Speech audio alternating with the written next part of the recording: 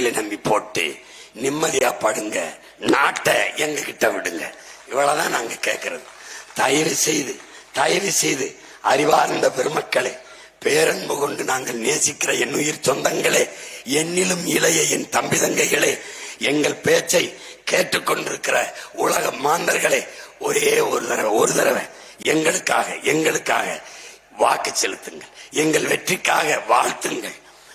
ஒண்ணும் கேட்கல, ஒரு ஓட்டத்தான் கட்டம்.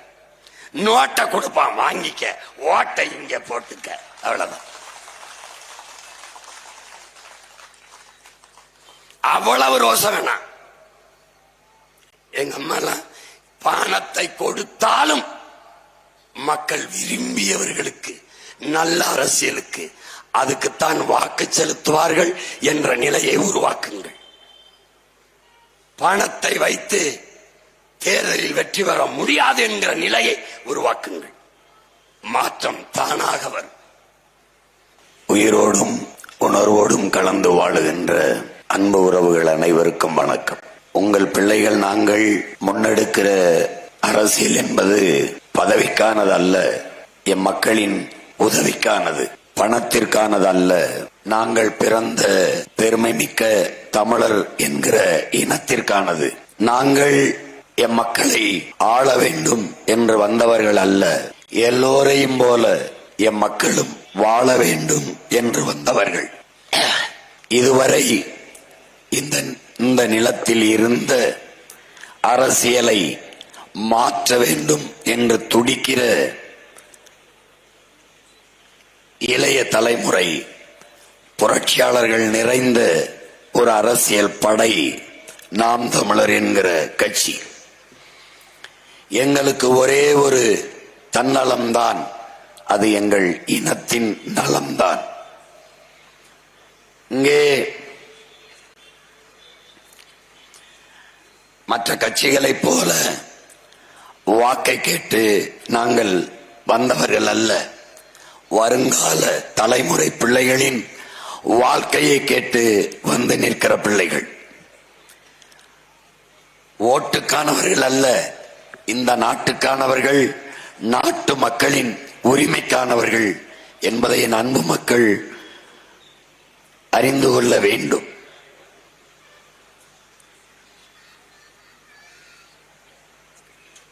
மாற்றம் என்பது எப்படிப்பட்ட மாற்றம்? ஒரு புரட்சிகர அரசியல் மாற்றம்.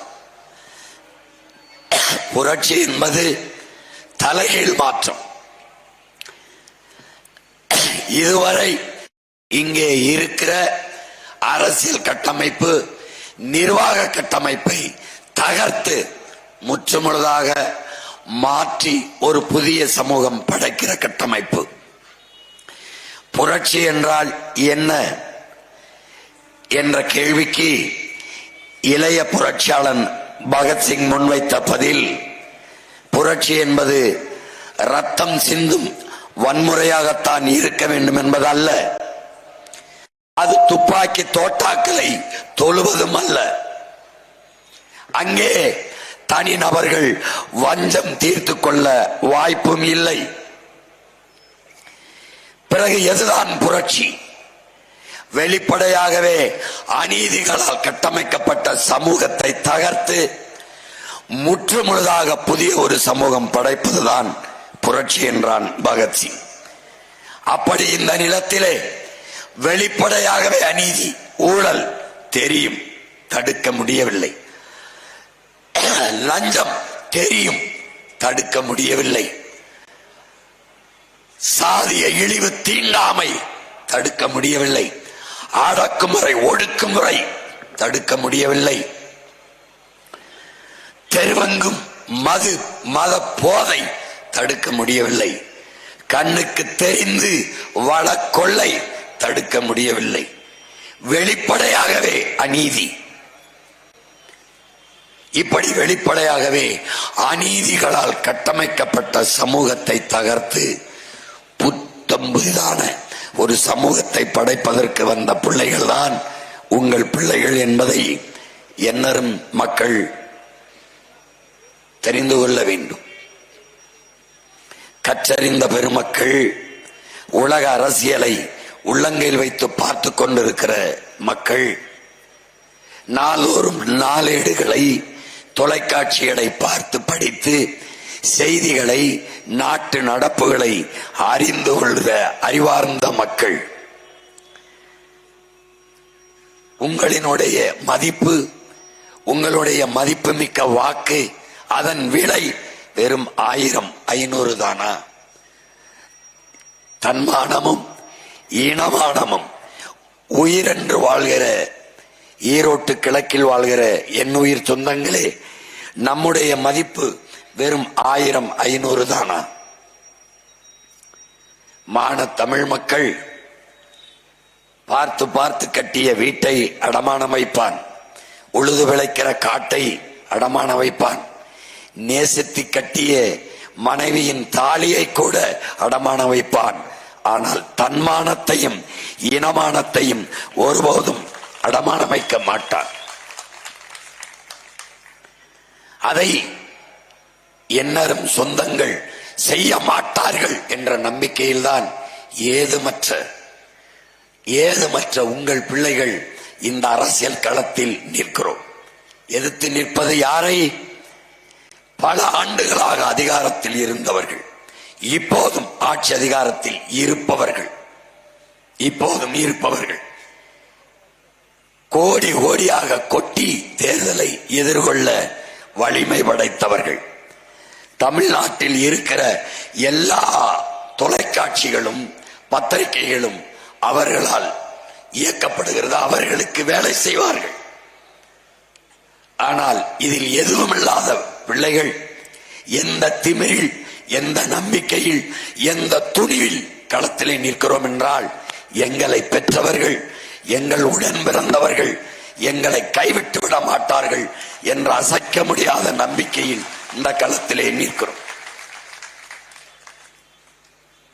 உலகெங்கிலும் மாறுதல், புரட்சி இப்படித்தான் நடந்திருக்கிறது. இப்படித்தான் நாங்கள், எங்களை பாருங்கள், உங்களிடமிருந்து உங்களுக்காகவே வந்தவர்கள். எங்கள் முகங்களை பாருங்கள், கண்ணாடியில் உங்கள் முகங்களை பாருங்கள், உங்களைப் போலவே உங்களிடமிருந்து வந்தவர்கள் தான் நாங்கள். திரும்ப திரும்ப பேசி பேசி தொண்டையின் இரு சுவர்களும் புண்ணாகி போன போதும் நான் என் மண்ணுக்காக, மக்களுக்காக பேசுவதை நிறுத்தப் போவதில்லை என்று தொடர்ந்து பேசிக்கொண்டே இருக்க காரணம், எங்களிடம் இருக்கிற கடைசி ஆயுதம் மூச்சும் இந்த பேச்சும் தான், வேறு வழி இல்லை.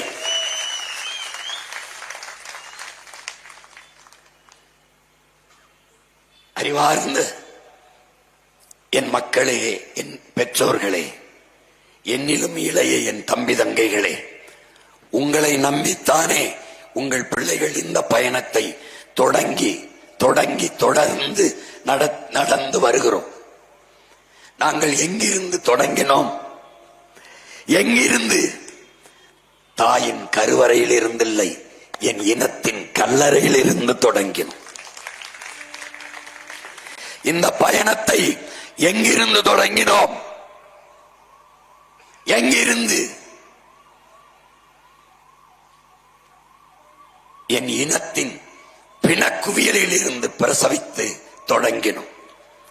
நாங்கள் தாலாட்டு கேட்டு வளரவில்லை. என் இனத்தின் ஒப்பாரியிலும் ஓலத்திலும் கத்தலிலும் கதறலிலும் வளர்ந்த பிள்ளைகள். ஏதுமற்ற நிற்கதியாக நிற்கிற போது புரட்சியாளன் சேவரா ஒரு முழக்கத்தை முன்வைத்தான். அடுத்தவன் காலில் விழுந்துதான் வாழ வேண்டும் என்கிற நிலை இருக்குமானால் நான் எழுந்து நின்று இறங்கு போவேன் என்ற முழக்கத்தை முன்வைத்தான்.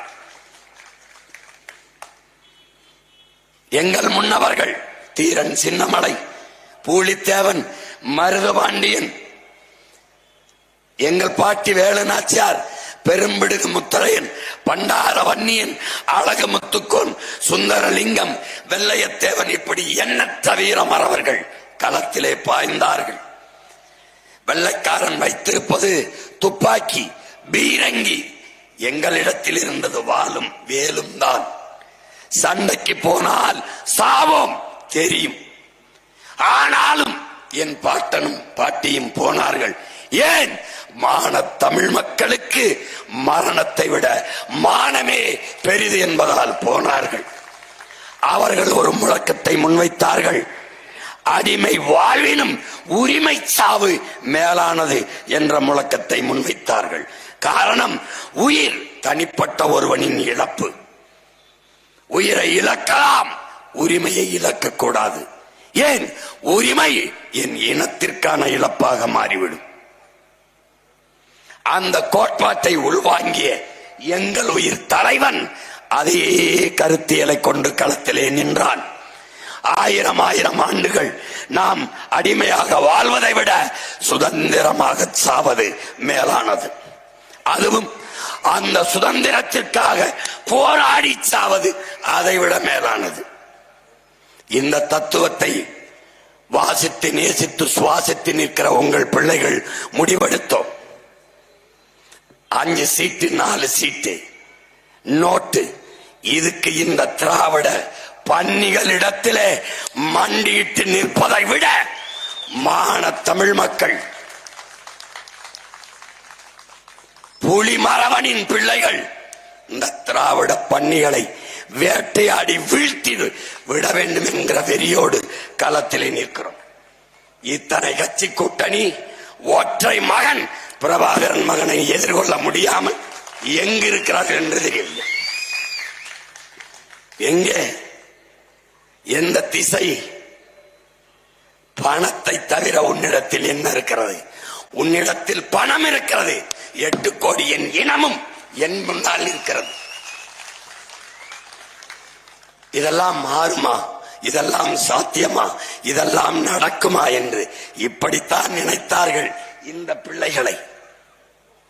சினிமா எடுக்கிற பைய, சின்ன பைய, ஒரு தடவை ஜெயில ஓட்டா பயந்துருவான், 2 தடவை ஓட்டா ஓடிடுவான், 3 தடவை ஓட்டா பயந்துருவான், 4 மாசம் போட்டா பயந்துருவான். 1.5 வருஷம் சிறையில் போட்டும் சிலிர்த்து கொண்டு அதே வெறியோடு வெளியில வந்தவன் உங்கள் மகன் சீமான். காரணம், அடிமைப்பட்ட இனமும் அடிபட்ட புலியும் எழுச்சி கொண்டால் எவனும் எதிர் நிற்க முடியாது. நாங்கள் அடிமைப்படுத்தப்பட்ட இனம் மட்டுமல்ல, அடிபட்ட புலி வெகுண்டு எழுந்து நிற்கிறோம். எவரும் எதிர் நிற்க முடியவில்லை. இவனெல்லாம் ஒரு ஆளா என்று கருதினார்கள். 234 தொகுதியில் போட்டி போட 200 பேர் இருக்கிறார்களா என்று கேட்டவர்கள் இன்னும் உயிரோடு தான் இருக்கிறார்கள். தனித்து நிக்க எந்த கட்சிக்காவது துணிவு இருக்கா? துணிவு இருக்கா? 234 தொகுதியிலும் தனித்து தனித்து தனித்து போட்டி கொடுக்கிற ஒரு துணிவு, தெளிவு, வீரம் நாம் தமிழர் கட்சிக்கு மட்டும்தான் இருக்கிறது. தாயின் மாறிலே கறந்த பால் போல கரைபடியாத தூய உள்ளத்தோடும் கைகளோடும் களத்திலே நிற்கிற ஒரு அரசியல் கட்சி நாம் தமிழர் கட்சி மட்டும்தான். எங்கள் பாட்டன் பாரதி பாடுகிறான், தண்ணீர் விட்டா வளர்த்தோம் சர்வேசா, இப்பயிரை கண்ணீரால் காத்தோம், கருக திருவுளமோ கருக திருவுளமோ. இந்த சுதந்திர பயிரை நாங்கள் தண்ணீர் விட்டா வளர்த்தோம், கண்ணீரால் காத்தோம், கருக திருவுளமோங்கிறான்.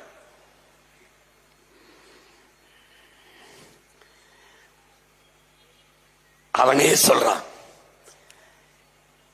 பொழுதெல்லாம் பொழுதெல்லாம் எங்கள் செல்வம் கொள்ளை கொண்டு போவதோ, நாங்கள் இன்று சாவதோ, அழுது கொண்டு இருப்போமோ, ஆண் பிள்ளைகள் அல்லமோ, உயிர் வெல்லமோ என்கிறான். என் வளம், என் மலை, என் காடு, என் நீர், என் மணல் எல்லாம் கொள்ளை கொண்டு போக நான் வேடிக்கை கொண்டு பார்த்து கொண்டு அழுது கொண்டு நிற்க எனக்கு என்ன உயிர் வெள்ள கட்டியாடா, நாங்கள் ஆண் பிள்ளைகள் அல்லவா என்று எங்கள் பாட்டன் பாரதி பாடுறான். கடைசிக்கு சொல்லுகிறான், தர்மமே தர்மமே வெல்லும் எனும் சான்றோர் சொல் பொய்யாமோ, பொய்யா போயிருமா? கர்ம விளைவுகள் யாம் கண்டதெல்லாம் போதாதாங்கிறான். தர்மமே வெல்லும் என்று எங்கள் முன்னவர்கள் சொன்னது உண்மையானால் உங்கள் பிள்ளைகள் இந்த நிலத்தில் உறுதியாக ஒரு நாள் வெல்லுவோம். என் மொழி செத்துவிடக் கூடாது என்று என் முன்னவர்கள் செத்தது சத்தியமானால், என் இனம் செத்துவிடக் கூடாது என்று எங்கள் மூதாதைகள் போராடி செத்தது உண்மையானால், லட்சக்கணக்கான எங்கள் மாவீரர்கள் என் தாய்மண் அடிமைப்பட்டு விடக்கூடாது என்று போராடி செத்தது உண்மையானால், அவர்கள் சிந்திய இரத்த துளி அதனால் என் தாய் நிலம் சிவந்தது உண்மையானால், அவர்கள் விட்டு சென்ற மூச்சு காற்றை மான தமிழ் மக்கள் நாங்கள் இன்னும் சுவாசிப்பது உண்மையானால், சத்தியமாக உங்கள் பிள்ளைகள் இந்த மண்ணை வெல்லுவோம், ஆளுவோம். இந்த நிலத்தில் இருக்கிற ஊழல், லஞ்சம், கொலை, கொள்ளை, பசி, பஞ்சம், சாதிய இழிவு, தீண்டாமை, அடக்குமுறை, ஒடுக்குமுறை, மது, மத போதை ஏதுமற்ற புதிய ஒரு தேசம் செய்வோம். எம் மக்களின் புரட்சியால் அதை உறுதி செய்வோம். ஒரு சீட்டு இந்த பொண்ணு வென்று போய் என்ன செய்வாள்? ஒத்த சீட்டை வென்று என்ன செய்வாய் சீமான்? என் அன்பு மக்களே, அறிவார்ந்த சொந்தங்களே, பெரிய கோட்டை, மாபெரும் கதவு, ஒரு சிறிய ஓட்டை, ஒரு சாவி துவாரம், ஒரு சிறிய ஓட்டை சாவி துவாரம், அதில்தான் எவ்வளவு பெரிய கோட்டையானாலும் திறக்கணும். அப்படி சார்ஜ் கோட்டையை திறப்பதற்கு அன்பு மக்களே ஒரே ஒரு சாவி, அது ஈரோடு கிழக்கில் இருந்து உதிக்கட்டும். ஒரு பெண் மகள் என்ன செய்வாள்? எண்ணி விடாதீர்கள், எண்ணி விடாதீர்கள், பெண்ணெனும் பேராற்றலை மறந்து விடாதீர்கள். எங்கள் தலைவனின் படையிலே அங்கையர் கன்னி என்று ஒரு தங்கை இருந்தால்,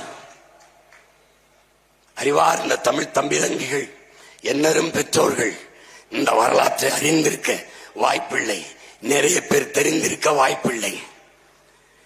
அவள் அப்படிப்பட்ட வீரமிக்க புலிப்பிள்ளை அங்கையர் கன்னி, கரும்புலி மரத்தி, உயிரை ஆயுதமாக ஏந்துகிற மரப்பெண் அவள்.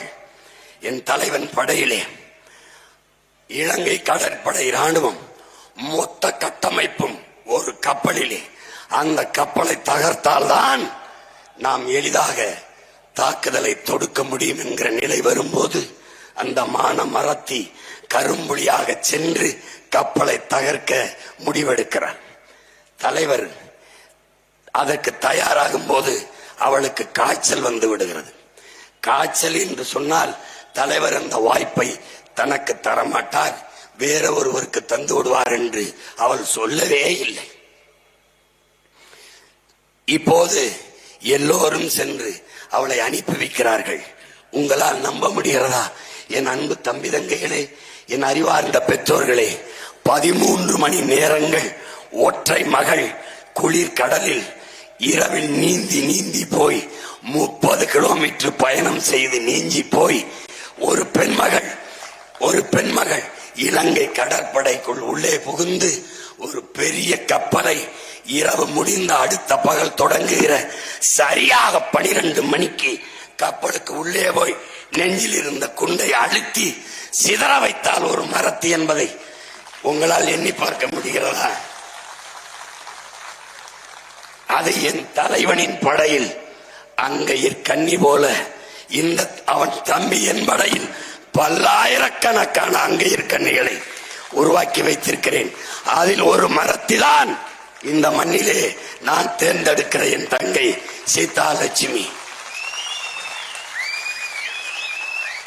தன் அறிவு திறனால், தர்க்க ஆற்றலால், மொழி புலமையால் தமிழக சட்ட சபையை ஒலிக்கு எடுப்பால், அலறடிப்பால். நீங்கள் உங்கள் மதிப்புமிக்க வாக்கை ஒரு முறை எங்கள் மைக் சின்னத்துக்கு தந்து வெற்றி பெற செய்து அனுப்பி பாருங்கள். ஆண்டாண்டு காலமாக அல்லல் பட்டு அவதிப்பட்டு தாவித்து துடித்துக் கொண்டிருக்கிற என் மக்களே, குரலற்று இருக்கிற மக்களே, உங்களின் குரலாக என் தங்கை தமிழக சட்டசபையில் ஒலிப்பால், இதே ஒளிவாங்கியில் ஒலிப்பால்.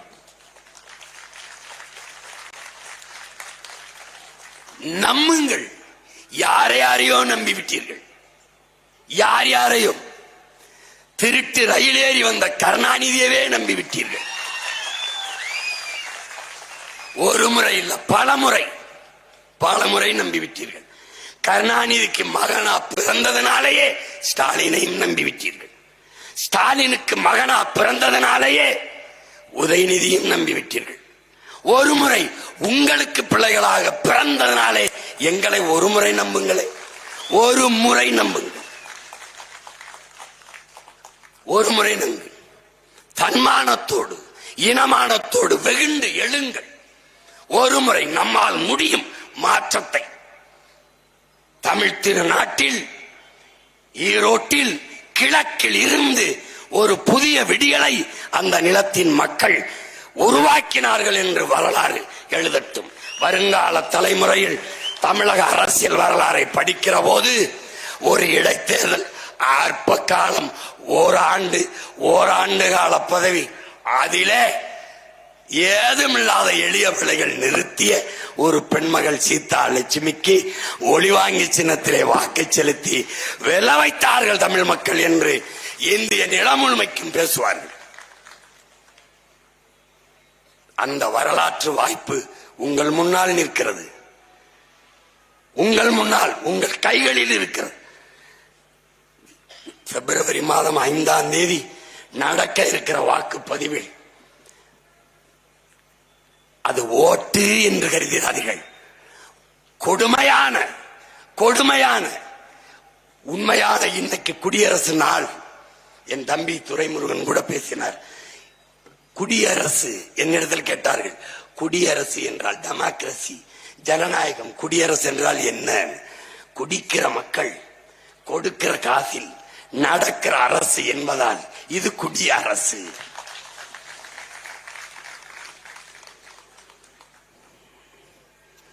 என் அன்பு சொந்தங்களே, கேடு கட்ட பணநாயகமாக மாற்றி இருக்கிறார்கள்.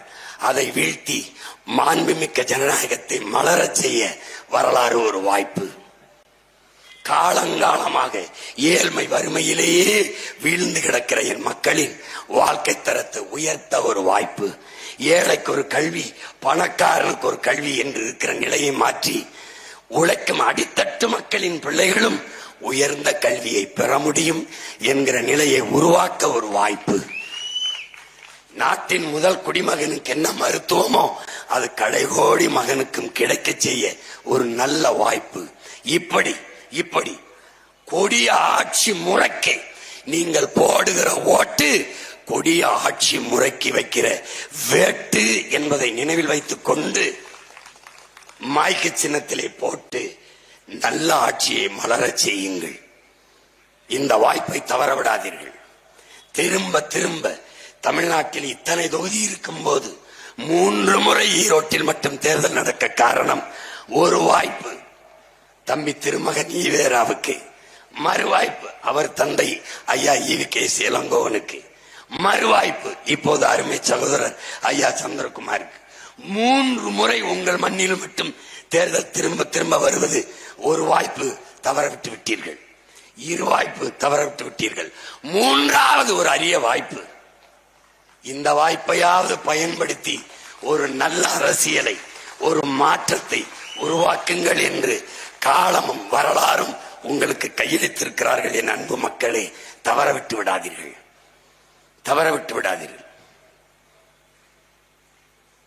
இது அரிதினும் அரிதான ஒரு அரிய வாய்ப்பு. கடலில் ஒருவன்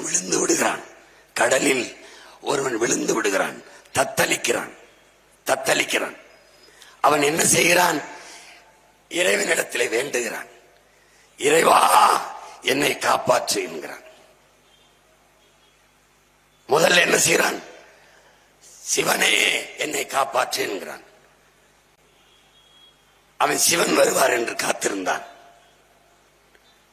ஒரு மீனவன் படகுல வந்தான். வாங்க வண்டியில ஏறுங்க, வண்டியில ஏறுங்க வாங்கன்னா, போ என்னை காப்பாற்ற சிவன் வருவான்னா. அவன் கெஞ்சினா, தயவு செய்து வாயா படகுலையோ, வாயாயோ வாயா அப்படின்னு. போயா நீ போயா, சிவன் வருவான். போயிட்டான். மறுபடி இயேசுவே இயேசுவே இறைமகன் இயேசுவே என்னை காப்பாற்ற வாங்கன்னு. அப்புறம் ஒருத்தன் தட தட தட தட தட தட தடன்னு ஒரு ஹெலிகாப்டர்ல வந்தான்.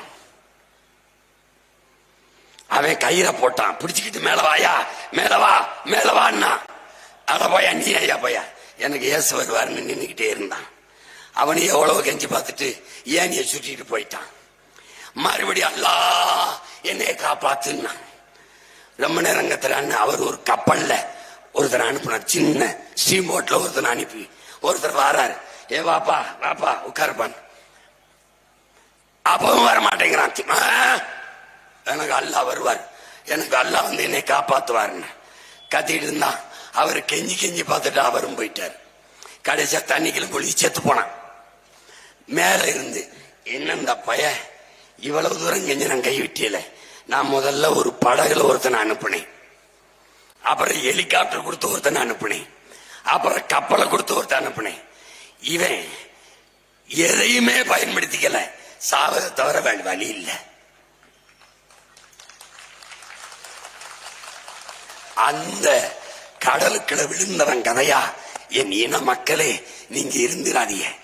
ஒவ்வொரு முறையும் உங்க பிள்ளைகள் நாங்க ஒவ்வொரு முறையும் படகுல வாரம் காரி துப்பி விரட்டிடுறிய, அப்புறம் ஹெலிகாப்டர்ல வாரம் ஏறி மிதிச்சு விரட்டிடுறிய, அப்புறம் கப்பல்ல வாரம் கல்லெடுத்து எறிஞ்சு விரட்டிடுறிய. சாவதை தவிர வழி இல்லை.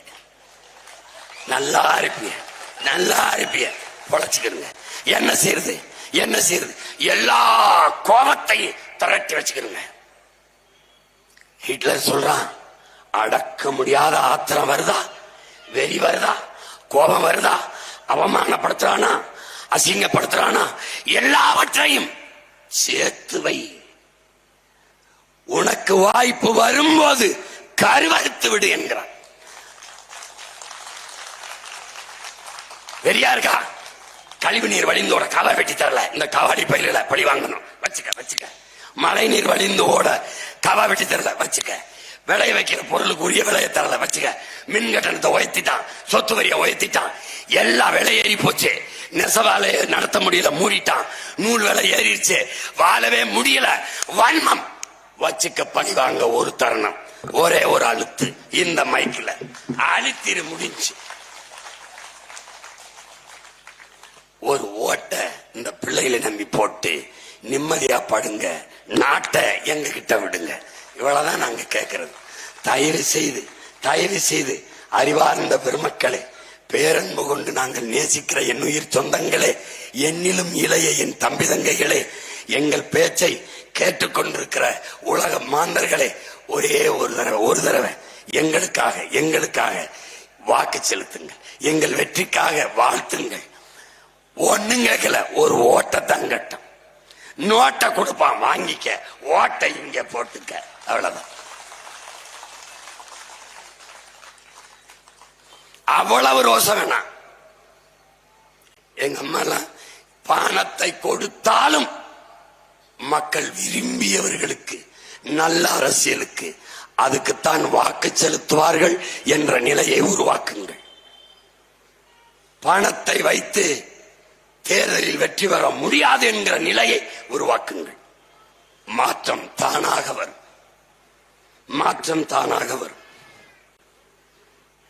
அறிவில் சிறந்த பெருமக்கள்,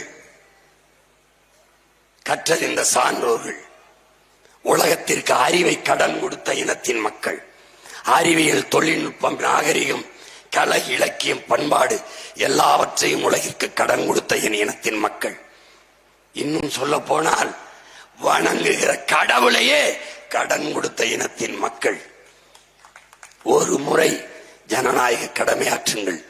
இந்த ஜனநாயக நாளில், குடியரசு நாளில் என் அன்பு மக்கள் உறுதியேறுங்கள். பணநாயகத்தை ஒழித்து ஜனநாயகத்தை மலரச் செய்ய ஒரே ஒரு முறை எளிய மகள் என்னருமை தங்கை சீதாலட்சுமிக்கு இந்த ஒளிவாங்கி என்கிற மைக்கு சின்னத்தில் செலுத்தி வெற்றி பெற செய்யுங்கள்.